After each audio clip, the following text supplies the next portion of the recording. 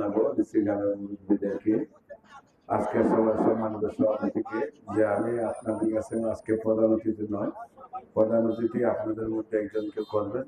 আমি আপনাদের কাছে আজকে একজন দোয়া নেওয়ার ব্যক্তি হিসাবে, আমি একজন সাধারণ অতিথির কাতারে বা প্রার্থী হিসাবে আপনারা আমার গ্রহণ করুন। আর বিশেষ করে আজকে ঈদগার মধ্যে মোমবাতির প্রচারণা সভায় আপনারা যারা উপস্থিত হয়েছেন, বিশেষ করে ডিসি গ্রামের সম্মানিত মুরব্বিয়ান সভাপতি, আপনাদের প্রতি আমি অত্যন্ত কৃতজ্ঞতা প্রকাশ করছি, শ্রদ্ধা জানাচ্ছি, শুভেচ্ছা জানাচ্ছি। আপনাদের মহামূল্যবান সময় নষ্ট করে আপনারা ত্যাগ স্বীকার করে আমাকে সময় দিয়েছেন। আর বিশেষ করে আপনারা যারা সামনে উপস্থিত রয়েছেন তাদের প্রতি আমি চিরকৃতজ্ঞ। একদম সারা দিন রাত যারা অক্লান্ত পরিশ্রম করছেন, মোমবাতির জন্য সবার কাছে বুট চাচ্ছেন, যারা দিনের রাতের মধ্যে ভালো করে খাওয়া দাওয়া করছেন না, গোসল করছেন না, অনেক পরিশ্রম করছেন, অনেক কষ্ট করে মালি বাড়ি হাইটে বুট চাচ্ছেন, আপনাদের প্রতি আমি চিরকৃতজ্ঞ।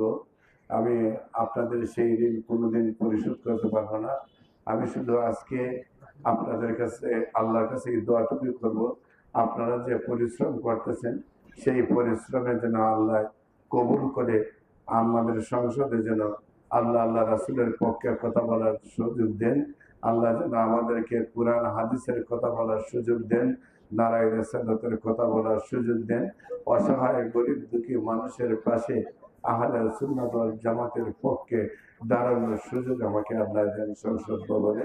আমি বিশ্বাস করি আপনারা যেভাবে অক্লান্ত পরিশ্রম করছেন, দিনে রাইতে যেভাবে মানুষের দ্বারে দ্বারে যাচ্ছেন, আপনারা যেভাবে খাওয়া দাওয়া ছেড়ে, ঘুম ছেড়ে, গোসল ছেড়ে অক্লান্ত পরিশ্রম করতে করতে একজন অসুস্থ হয়ে যাচ্ছেন, আমি বিশ্বাস করি এই বাকি 12 তারিখ পর্যন্ত আপনারা এই কষ্ট যেভাবে করতেছেন আল্লাহ অবশ্যই কবুল করবেন আমার বিশ্বাস।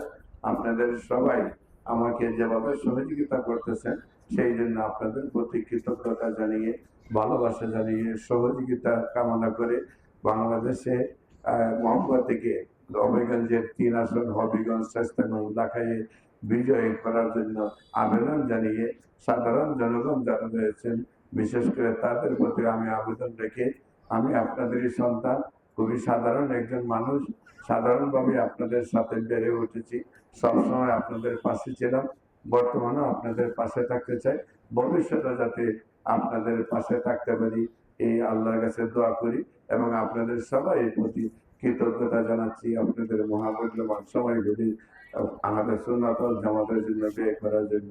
আসসালামু আলাইকুম ওয়া রাহমাতুল্লাহি ওয়া বারাকাতুহু।